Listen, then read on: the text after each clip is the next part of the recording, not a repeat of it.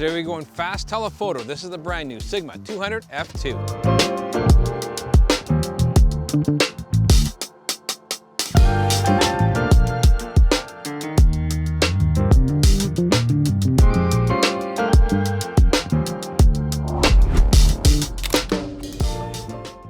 Now, Sigma is a really interesting company. They're always striving to find those niche lenses that other manufacturers aren't making. I mean, recently we did a really cool review on their 300 to 600 f4, which I was thoroughly impressed with. And it's an amazing lens with some great build quality. So when they said we're making a 200 f2, it's a little more exotic, a little more fun. I'm so excited to try this lens out. There is a lot to unpack with this beast of a lens. Let's get into it. Now, I'm always interested in what my first impressions are when I get my hands on a lens, and right off the bat, I'm impressed at the size of this lens. I mean, it is a chunky lens for sure, and it has to be. I mean, considering it's an f2 lens at 200 millimeters, that is a giant funnel of light, and it needs a really big opening at the front here. So we do have a 105 millimeter filter thread on the front of this lens, and it does weigh a little bit. I mean, it is 4 pounds or about 1,820 grams, so it certainly is sizable, and you will notice it if you're going to handhold it all day long. Now, if I put the hood back on, it's that much more impressive. So I'm going to keep that on, and especially since we're going to be dealing with some potential rain here in a minute, it feels really good. I don't mind the size and weight of it, quite honestly, when I'm pairing it up with this A1 II. Now, as far as the features and the build quality goes, Sigma's thrown everything at this lens, much like they did with that 300 to 600. They've thrown everything at it, and it's pretty impressive. The tripod collar alone is one of my favorite features. The fact that it has notches at every 90 degrees is really nice, and they have an Arca Swiss plate built into it. They've also raised it off the lens a little bit because they're thinking you can use it as kind of a handle. And even if you're wearing gloves, I can still get my fingers underneath this and carry this around. Now, behind that, we do have autofocus, manual focus switch. We have a limiting switch, optical stabilization switch, customization switch, and the click on or off when it comes to the aperture. So it is fully loaded. On the side of the lens here, we do have a series of buttons and dials. Nothing really out of the ordinary or that special about it, but all the features are there, and the fact that I can limit my focusing is really quite nice.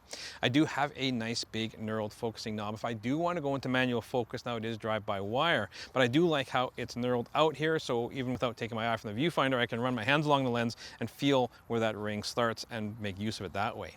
The aperture ring is really nice solid metal ring, and I can lock it on automatic, have the aperture controlled by the camera, or I can do click or declickable aperture on the lens itself. Sigma's really put a lot of effort into this lens, including what we're using today a little bit, which is quite nice. There's a coating on the front element to really protect against rain and dust and keep the lens nice and clean. Now, we do have optical stabilization built into the lens, and combine that with the stabilization of this A1 II, I'm able to get some very good results at some very sketchy, suspect shutter speeds. And also, it is painted in this lovely thermal white, which, unlike a day like today, if it was really nice and sunny, it wouldn't heat up the lens very much at all. Now I'm more worried about the weather sealing, and this lens is fully weather sealed. I have no trouble at all shooting in this kind of condition. All right, the rain is really starting to come down here, but I want to talk about the autofocus here. Now, when I got this lens, I thought to myself, hey, I want to shoot indoors. I want to shoot some sports and action and really push this. But on a Wednesday afternoon here, I wasn't able to line anything up. So we did the next best thing, was come to the dog park, which has turned into a rainy dog park, but I was able to get some shots here. And the autofocus uses an HLA motor, so it's a hyper-responsive linear actuating motor. So it's a linear focusing, meaning it's pushing and pulling the optics forwards and backwards rather than rotating them.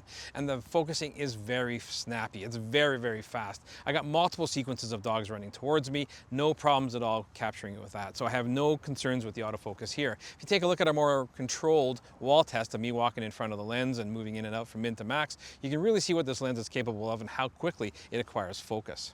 So we have a really well-built lens that can autofocus extremely well, but what about the actual optics themselves? I mean, inside of this lens, we do have 19 different elements in 14 different groups. 2 of those elements are low dispersion groups, and 2 of them are super low dispersion elements, giving us very good image quality. I mean, I didn't really have too much concern. I looked at the MTF charts of this lens that they gave us in the promotional material, and they are basically flat line. So if you don't know much about MTF charts, the flatter, the better from edge to edge. If you take a look at our very boring wall test here, you can see what to expect out of this lens under a little more controlled circumstances as far as sharpness goes. And you can see at f2, when it should be the weakest, it is extremely sharp in the center and even up into the extreme corners. This lens is a performer. It is fantastic. So no concerns at all. I mean, even if you stop this lens down a little bit, you don't really gain anything. It's meant to be shot wide open all the time. Now, Speaking of wide open, it is an 11-bladed circular aperture, giving us the character of this lens. I mean, the bokeh you're getting out of here is beautiful. It's fantastic. The bokeh is not terribly busy.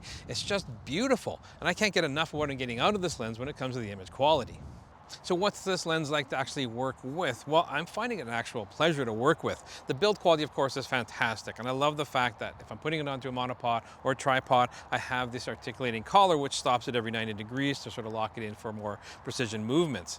I also like that this collar is Arca Swiss, so I don't need an additional plate. That's fantastic. But the focusing, when I do decide to go to manual focus, is very easy to work with. And even though the throw is a little on the long side, I don't mind it terrible because I'm fine-tuning a little bit more, but I'm using the autofocus primarily, and I'm loving it, and I'm really enjoying what I'm getting out of this lens, of course.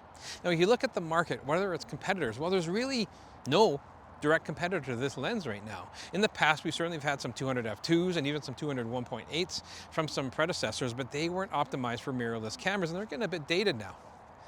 Mother. We do have a plethora of 70 to 200 2.8s, but you're giving up some light gathering ability, and maybe that's a big factor in what you're shooting, especially if you're doing indoor sports, for instance. We also have the very venerable 50 to 150 f2 from Sony, which is an impressive lens in its own right. However, it comes up a bit short compared to the 200, so if you need that, it's not going to work for you, and it's $1,000 more expensive Canadian. So this particular lens really falls into a very particular niche. And if it's something that you want to work with and something that's the perfect focal length for your kind of subject matter, I highly recommend getting your hands on this lens and playing around with it and seeing the quality you're getting out of it, especially for indoor sports and for portrait work. I mean, the head and shoulder portraits, three-quarter body portraits, it is fantastic, and that look is extraordinary. I really like what I'm getting out of this lens, and I really would like one myself. But I, of course, want to know what you guys think of this brand new offering from Sigma. Do you like the direction they're going with their optics, and are there other lenses you'd like to see them put out that are this exotic? I want to know. Leave comments down below. Follow me on Instagram, like and subscribe, hit the notification bell. It's been Dave from the Camera Store. We'll catch you again soon. Hey, thanks for sticking around and watching this episode on the very impressive Sigma 200 f2 lens. If you want to check out more of our recent content, click up here. And if you're Canadian, want to shop local, check out thecamerastore.com down here.